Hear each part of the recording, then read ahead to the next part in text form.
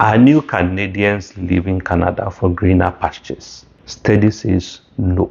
You have heard this before. People come to Canada, get their PR or citizenship, and then bounce off to the US, Dubai, or Europe to chase better money, better weather, or better vibes. But is that really true? Are new Canadians actually leaving Canada in droves after getting citizenships? According to a brand new studies from Statistics Canada, the answer is no. In fact, a whopping 93% of immigrants who became Canadian citizens between 2008 and 2012 were still actively present in Canada 10 years later. And today, I'm going to break down why that number is so important, what it means for your future in Canada, and how you can make sure you don't just survive here, you thrive here too. So in this video, here's what you are going to learn. And I'll try as much as possible to leave some of the links to some of these articles and statistics in the description area if you are somebody who is interested in possibly reading more about them. 1. Why immigrants who became Canadian citizens are more likely to stay. How education, language skills, and your age impact your long-term success here. Which type of immigrants are staying longer and why. Why this information matters to you as an international student, a recent PR, or even a soon-to-be newcomer. And also some practical advice that you can use to build a strong, stable future in Canada. So whether you are filling out your PR application, considering citizenship, or just landed as a student, this video is going to give you some amount of clarity. Now let's get personal here. When I first came to Canada as a student, I'll be honest, I didn't know if I was going to stay. It was actually one of the countries on my list of countries to check out before I decide where I'm finally going to land. Winter hit me like a truck. And those of you who have been here a while will have seen my video of me surviving minus 33 degrees in winter in Manitoba. Rent was high and Tim Hortons coffee here overrated. But when I started building a life, I met friends, got my first job, learned how the tax worked. Kind of, at least I think now I have an idea of how to maximize my tax. And when I got my PR, wow, that moment I realized I am not just visiting anymore. I am building a future here. I know you might be wondering, is this the right country for you long term? Should you stay? Should you go? Now let's look at the data. My advice to people always is before you come here, there are a few things that you need to have clarity on. The first one is your why. Why you want to come here. Then the what. What is bringing you here? Your why might be you want to come here for a better future. Your what can be because you are coming here through study routes, work permit, and all those sorts of things. Then also you need the where. The where is where you plan to land. That might be a determining factor when it comes to how fast you are going to get to that golden ticket. And also a when. The when makes a big difference. When you get here can sometimes make a difference in all the things that you are looking for.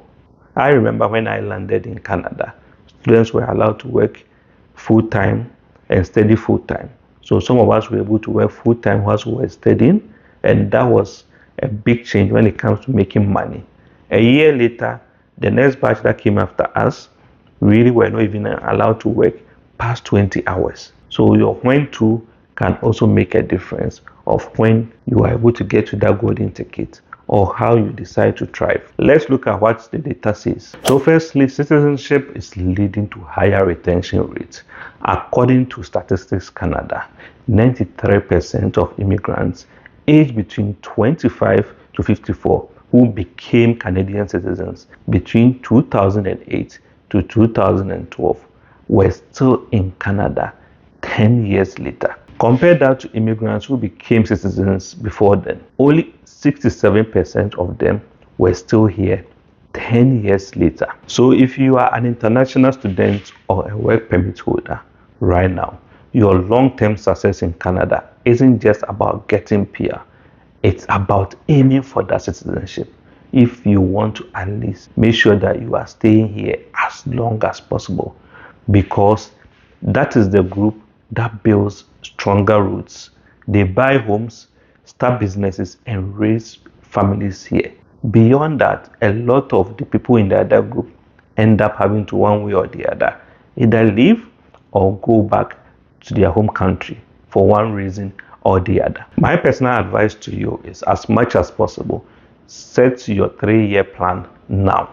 Whether you are a student, a work permit holder, or you are now thinking of coming, make sure you set out your 3-year plan now of where you want to be in 3 years.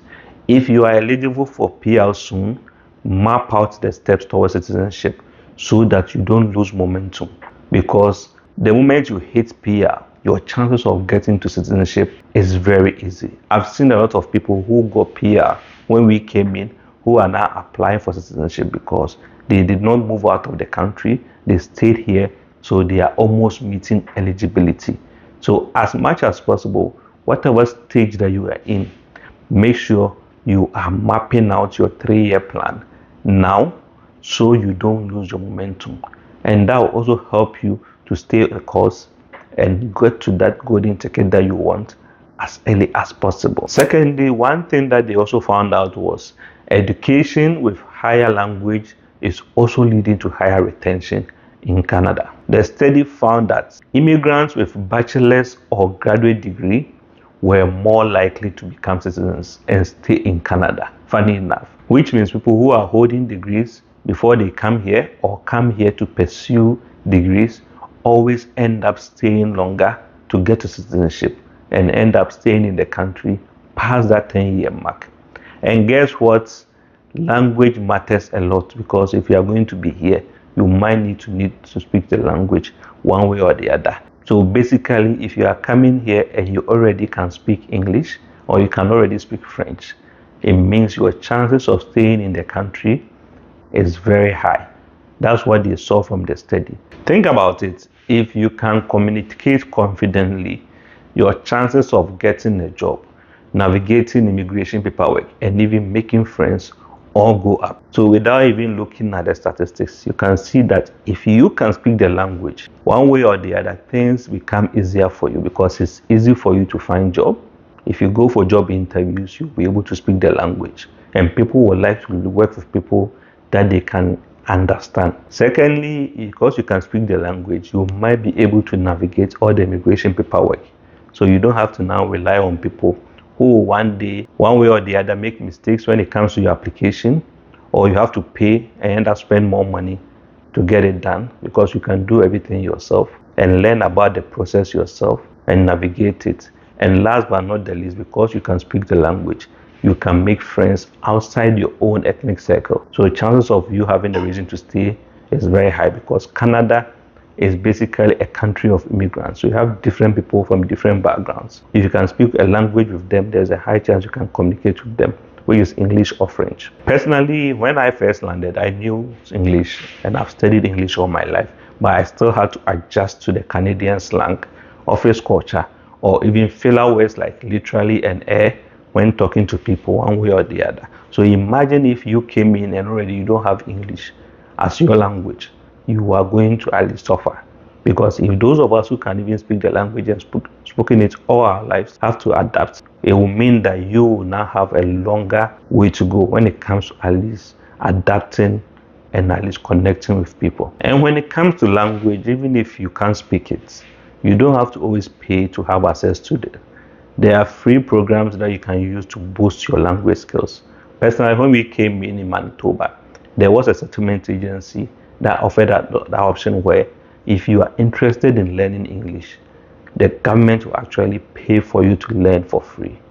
So we went there, some of us did the test just to assess our level of skill, language skill, and make a decision whether we want to sit for the self paper or the IELTS one way or the other. So if you get here and you cannot speak the language and you are interested, always check with some of these settlement agencies. They will help you to learn the language for free. And also there are library settlement partnership and YMCA language assessment programs all around for new immigrants. So if you land here, as much as possible, that's why we advise that find a settlement agency that you can align with. and they will guide you through all this. Also, they found out that younger immigrants stay longer. Immigrants who arrived between the ages of 20 to 34 had much higher rates of becoming Canadian citizens than older immigrants. And I always say most of these statistics always end up affecting how they plan for some of these immigration pathways. If they are seeing that people who are younger have the tendency to stay longer, you will see why they are now offering more points for people who are younger, because they know there's a higher chance of these people staying. People who come here much older, they might come here for different reasons altogether, and because of the experience that they might have, their reasons to stay here might be less. And why are younger immigrants staying longer? Because younger immigrants have time to study, work, build a credit score, and adjust before settling permanently. Look at a typical young immigrant who came here in his teens.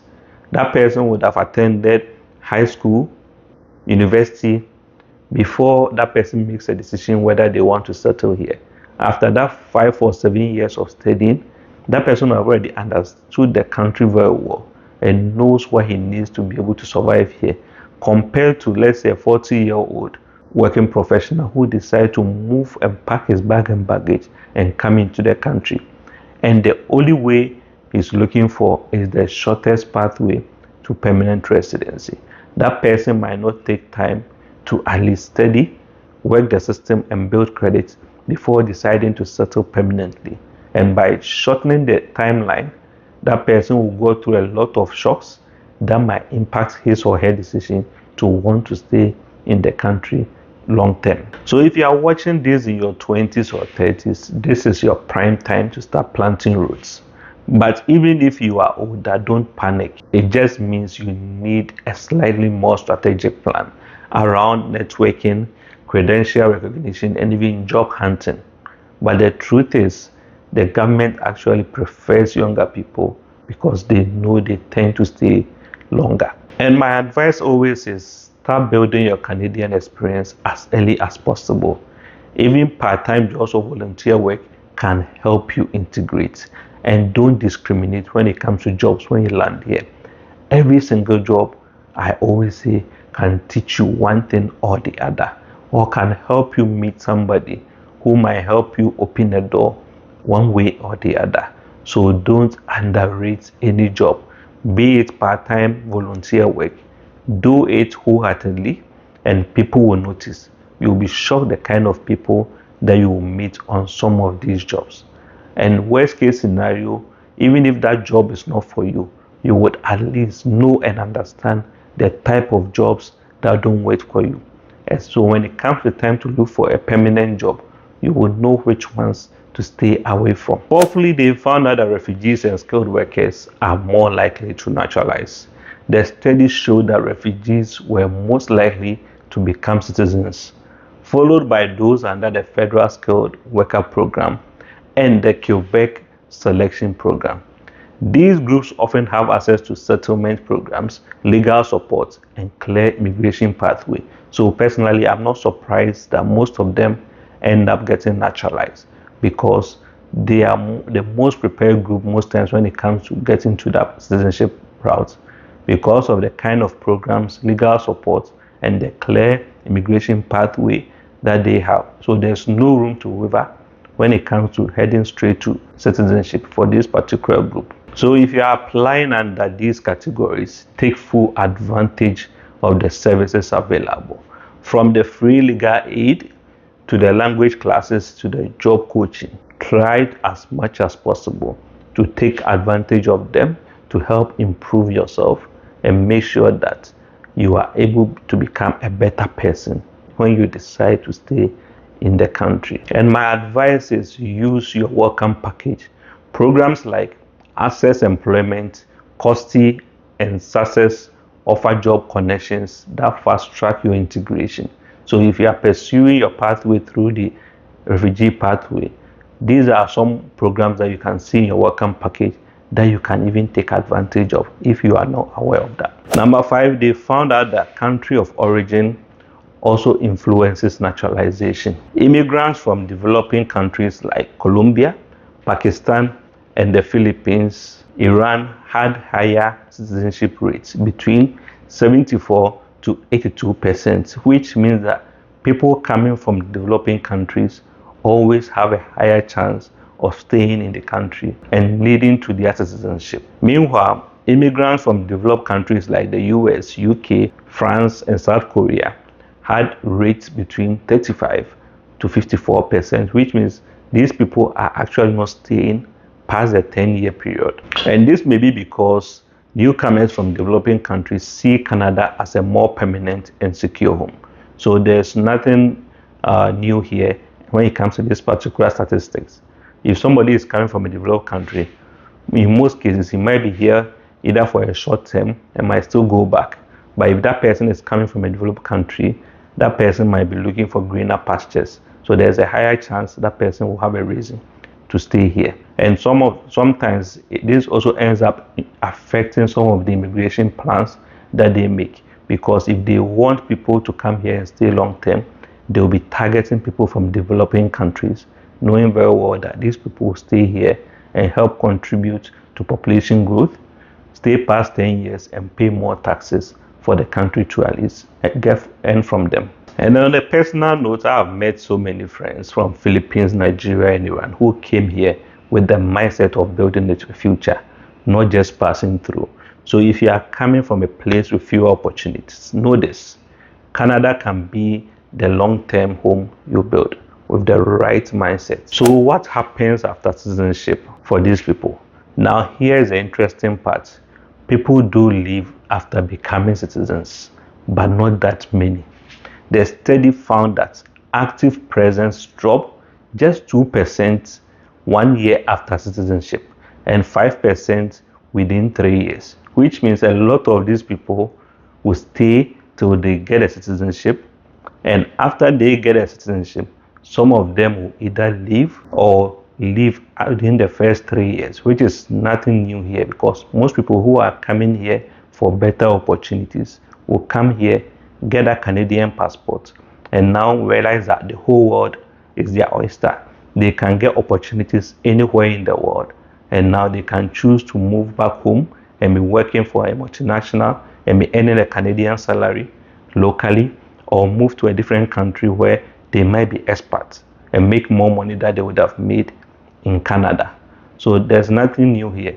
After the first 1 year, about 2% of the group leaves, but within the next 3 years, about 5% leave, which shows that a chunk will still stay beyond citizenship. And I'll say 2% and 5%, that's pretty minor. Meanwhile, people who never become citizens, their presence dropped by 3% every single year, which means if these people don't become citizens, every 3 years, about 3% always have to leave.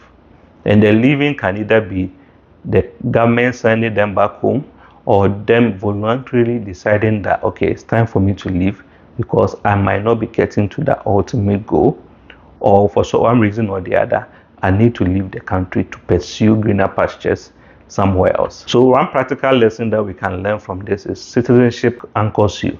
It means you are eligible for better jobs, you can vote, travel freely, and access more benefits. It's not just a piece of paper, it is a safety net. I know a lot of people come in with the mindset of I want to get to PR, but make citizenship a long-term goal. It opens up opportunities you may not have even realized yet, like applying for government jobs or even sponsoring family. So try as much as possible to have a plan in place whilst you are pursuing PR on how you want to get to that citizenship. And if you already have PR, have a plan on how you want to get to citizenship as quickly as possible so you can enjoy all the benefits that it has to offer. So are immigrants running away from Canada after getting citizenship? The numbers say no. In fact, those who become Canadian citizens are more likely to stay, succeed, and build stronger lives here. So if you are on the fence about PR or citizenship, this is your sign to keep pushing.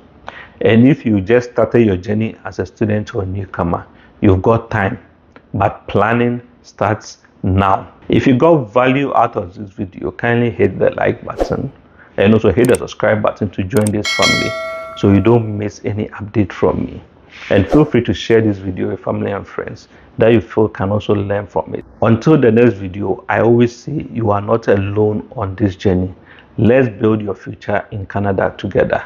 Until we talk again, cheers.